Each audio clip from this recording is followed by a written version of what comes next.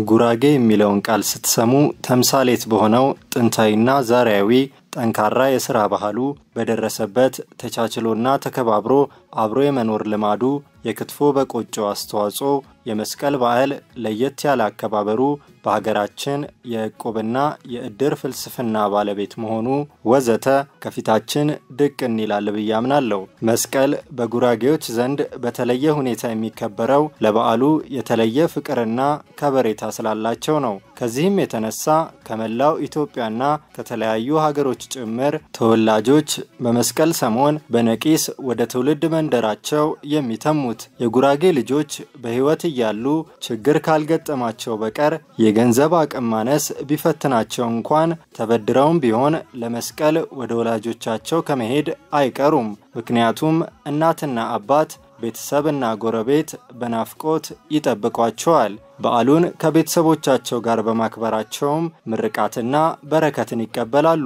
ጉራጌዎች ለመስቀል በዓል ምንም ቢሆን ሀገር ቤት ከመግባት አይቀሩም። ከሊስትሮ ቅርጫት ተሸካሚው፣ ጉሊት ቸርቻሪው፣ ሱቅ በደረቴው፣ የሰው ቤት ሰራተኛው፣ የሻይ ቤትና የሆቴል አስተናጋጁ፣ የበግና የልኳንዳ የአትክልትና ፍራፍሬው ነጋዴው፣ ከፍተኛ ባለኮከብ ሆቴል አምራች ኢንዱስትሪ እስካላቸው ባለሀብቶች ድረስ ለመስቀል ሀገር ቤት ይገባሉ።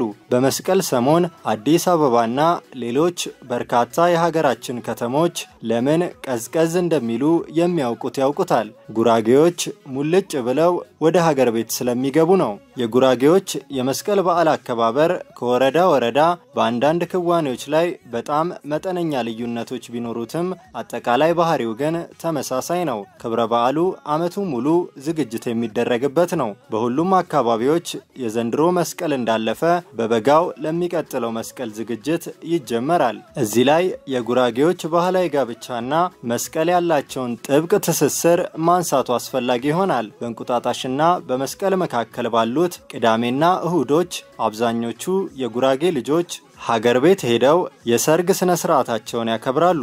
ከዚህም በመነጨ መስቀል በሰርጎች ሰርጎች ደግሞ በመስቀል ክብረ በዓል ልዩ ድምቀት ያገኛሉ።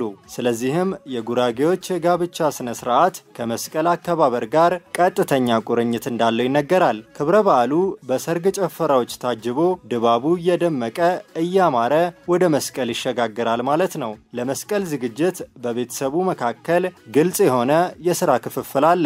አባት በወንድ ልጆቹ እየታገዘ በበጋው ወቅት ለመስቀል የሚሆን በቂ የማገዶ እንጨት ያዘጋጃል። ቤቱ አርጅቶ ከሆነ ይጠግናል። በዓሉ ሲቃረብም በከተሞች ከሚኖሩ ልጆችና ወንድሞች በሚላክለት ገንዘብ ካለዚያም በራሱ ወጪ የመስቀል የእርድ ከብት ይገዛል። እናት ደግሞ በሴት ልጆቿ እየታገዘች ለመስቀል የሚያስፈልገውን ቆጮ፣ ቅቤ፣ ቡላ፣ አይብ፣ ጎመን፣ ሚጥሚጣ፣ ቅመማ ቅመም ታዘጋጃለች። ሴት ልጆች ቤቱና ደጁን ያሳምራሉ። ግድግዳውን የባህል ቀለም በጥብጠው በማዘጋጀት ይቀባሉ። ጉራጌዎች መስከረም 12 የመስቀር ምኬር ብለው በጎመን ክትፎ የበዓሉን መጀመር ያበስራሉ።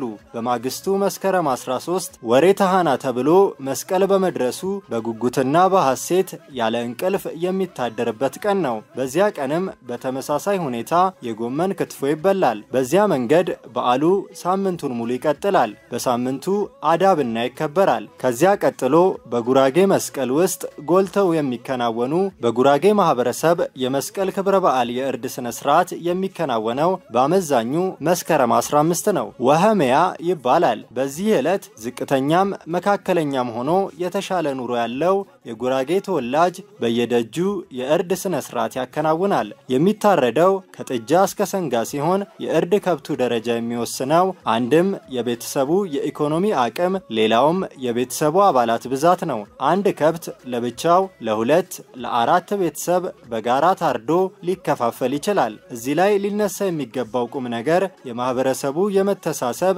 የመከባበር፣ ተፋቅሮ አብሮ የመኖር ትልቅ እሴት ነው። ይሄውም በሰፈር ውስጥ ልጆች የሌሉት ወይም ያልደረሱለት የእርድ ከብት ሊገዛለት የሚችል ምንም አይነት ዘመድ በከተማ የሌለው የኢኮኖሚ አቅሙ በጣም ደካማ የሆነ ቤተሰብ በመንደር ውስጥ ካለ የተሻለ አቅም ያላቸው ቤተሰቦች እኛ አርደን ስንበላ እነርሱ በበዓል ጦም ማደር የለባቸውም በሚል በጎ ስሜት ከታረደው ከብት ድርሻቸው ላይ በማንሳት የተወሰነ ስጋ አቅመ ደካማ ለሆነው ቤተሰብ ይሰጣሉ። በዚህ ጉዳይ ላይ ሚስትም ሆነ ልጆች ደስተኛ ከመሆናቸው በቀር ምንም አይነት ተቃውሞ አያቀርቡም። ጉራጌ ምንም ቢሆን ብቻውን አይበላም ለሚለው ኃይለ ቃል አንዱ ማሳያ ነው።